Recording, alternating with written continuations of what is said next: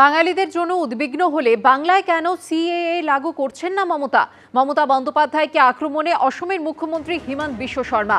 ভিন রাজ্যে বাঙালিদের হেনস্থার অভিযোগ নিয়ে পাল্টা আক্রমণ, বেকায়দায় পড়ে কথা ঘোরাচ্ছেন। 26-এ জবাব দেবে বাংলা, পাল্টা Trinamool.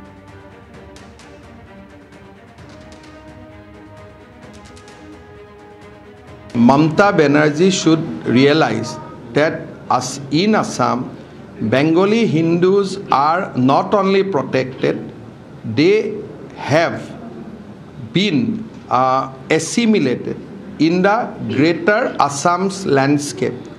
Today they have their ministers, they have their MLA, and they are doing whole lot of a thing. They are practicing their language, they are practicing their religion, they are practicing Durga Puja, they are worshipping Puja, they are part of the greater Assamese society. I will question Mamata that if you at all interested with the Bengali people, then why not you implement CAA in West Bengal? Question is whether Mamata Banerjee like Bengali or she like only Muslim Bengali. That is the question. In my answer, Mamata Banerjee like only Muslim Bengali. And if she comes in Assam for the Muslim Bengali, Assamese people and Hindu Bengali will not spare her. গণনার সময় যখন জনগণনা হবে তখন মাতৃভাষার কলামে যদি কেউ বাঙালি লেখে তাহলে আপনাদের পক্ষে সুবিধা হবে বাংলাদেশি অনুপ্রবেশকারী চিহ্নিত করতে। কোন আসাম যা শিলচরের অধিকাংশ মানুষ বাংলা ভাষায় কথা বলে, কোন আসাম যে বরাক উপত্যকার 90% বেশি মানুষ বাংলা ভাষাভাষী, মাতৃভাষা বাংলা, যে বরাক উপত্যকা বারবার রক্তাক্ত হয়েছে বাঙালির রক্তে শুধুমাত্র বঙ্গাল খেদা আন্দোলনের জেরে। সেই আসামীয় মুখ্যমন্ত্রী হিমন্ত বিশ্ব শর্মা আজকে জ্ঞানের বাণী দিচ্ছেন আসামে নাকি কোনো ভেদাভেদ নেই, পশ্চিমবঙ্গে খুব খারাপ অবস্থা, কারণ পশ্চিমবঙ্গের মুখ্যমন্ত্রী সিএএ করতে দিচ্ছেন না, মুসলমানদেরকে তোয়াজ করছেন। উত্তম কুমার ব্রজবাসী কোন রোহিঙ্গা মুসলমান? হেমন্ত বিশ্ব শর্মা। আপনার আসাম সরকার কোন এখতিয়ারে নোটিশ পাঠায় হেমন্ত বিশ্ব শর্মা? কুচবিহারের দিনহাটার বাসিন্দা উত্তম কুমার ব্রজবাসী, পিতা নরেন্দ্রনাথ ব্রজবাসী জীবনে যে কোনোদিন পশ্চিম বাংলা তো দূর কুচবিহারের বাইরে বেরোলো না, তাকে আসাম সরকার গুয়াহাটির ক্যাম্প থেকে ফরেনার্স ট্রাইব্যুনাল একটা নোটিশ পাঠাচ্ছে। ভিন রাজ্যে বাঙালিদের হেনস্থা ও ভোটার তালিকা থেকে রাজ্যের বাসিন্দাদের নাম কাটার অভিযোগে ফের সরব হলেন মমতা বন্দ্যোপাধ্যায়। মুখ্যমন্ত্রীর সাফ কথা, যারা বাংলায় বাস করেন, বাংলার নাগরিক, তারাই বাংলার ভোটার।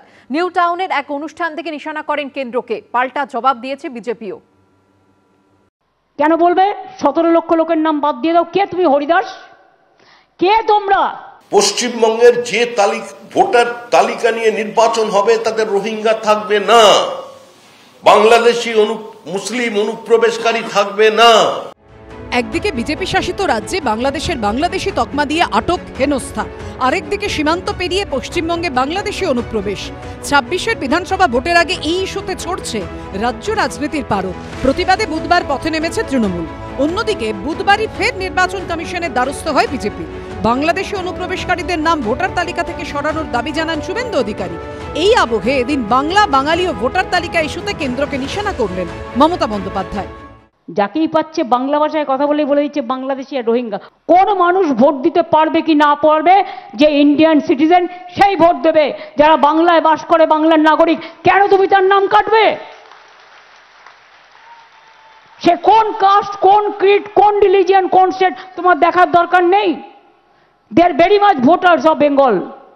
মুখ্যমন্ত্রীকে পাল্টা জবাব দিয়েছে বিজেপি। সম্পূর্ণ সংখ্যাগরিষ্ঠতার জোরে আজকে বাংলাদেশি মুসলমান অনুপ্রবেশকারী এবং রোহিঙ্গারা আজকে তাদের অধিকারকে এখানে প্রতিষ্ঠিত করে ফেলেছে। এই তৃণমূল সরকার শুধু দেশের আভ্যন্তরীণ নিরাপত্তার সঙ্গে সমঝোতা করেনি, এরা চরম ইসলামিক মৌলবাদী ফ্যাসিজমের কাছে আত্মসমর্পণ করেছে। মুখ্যমন্ত্রী যদি মনে করেন যে নির্বাচন কমিশনের এই প্রচেষ্টা পিছনের দরজা দিয়ে এনআরসি কে ফিরিয়ে আনার একটা প্রচেষ্টা, সেটা তিনি মনে করতে পারেন, কিন্তু তারপরেও বলছি মনে করাতে কিছু এসে যায় না। 21শে জুলাই তৃণমূলের শহীদ সমাবেশ। তার দুদিন আগে রাতপোখালে রাজ্যে আসছেন নরেন্দ্র মোদী। তার আগে বৃহস্পতিবার নিউ টাউনে এক অনুষ্ঠানে একাধিক প্রকল্পের উদ্বোধন করেন মমতা বন্দ্যোপাধ্যায়। সেই অনুষ্ঠান থেকেই নিশানা করেন কেন্দ্রকে। একটা নোটিফিকেশন করে বলছে বাংলা ভাষায় কথা বললেই তাদের ডিপোর্ট করে দাও, ডিপোর্টেশন। কেন? ওরা জানে না বাংলা ভাষায় কথা বলার সংখ্যাটা সারা এশিয়ায় দ্বিতীয় আর সারা পৃথিবীতে পঞ্চম। আমার এখানে যাদের নিয়ে যাওয়া হয় মজদুর, তারা স্কিল মজদুর, তারা না থাকলে তাদের কাজ হবে না বলে নিয়ে যায়, দয়া করে নয়। আর আমাদের এখানে 1.5 কোটি বাইরের স্টেটের লোক এখানে কাজ করে, আমরা খুশি যারা কাজ করে। ভারতবর্ষের বিভিন্ন প্রান্ত থেকে পশ্চিমবঙ্গে কজন পরিযায়ী শ্রমিক গত 3 মাসে এসেছে, উনি শ্বেতপত্র প্রকাশ করে তাদের নাম ঠিকানা দিন আমাদের কাছে। আর আমরা বলবো যে কত বাংলাদেশি যাদের তৃণমূল কংগ্রেস দায়িত্ব নিয়ে উত্তর 24 পরগনার বারাসাত, মধ্যমগ্রাম এবং উত্তরবঙ্গের শিলিগুড়ি থেকে তাদের ফেক আইডেন্টিটি তৈরি করে দিয়েছে। এদিনের অনুষ্ঠানে অর্থনৈতিকভাবে দুর্বল ও পিছিয়ে থাকা মানুষের জন্য 2টি আবাসন প্রকল্পের উদ্বোধন করেন মমতা বন্দ্যোপাধ্যায়। সরকারি জমিতে নিউ টাউনে বহুতল আবাসন তৈরি করা হয়েছে। লটারির মাধ্যমে স্বচ্ছ প্রক্রিয়ায় সেখানে ফ্ল্যাট কেনা যাবে বলে জানিয়েছেন মুখ্যমন্ত্রী। 2টি আবাসন প্রকল্পের নাম দেওয়া হয়েছে নিজন্য ও সুজন্য। আশাবুল হোসেন ও শিবাশিস মৌলিকের রিপোর্ট, এবিপি আনন্দ, কলকাতা।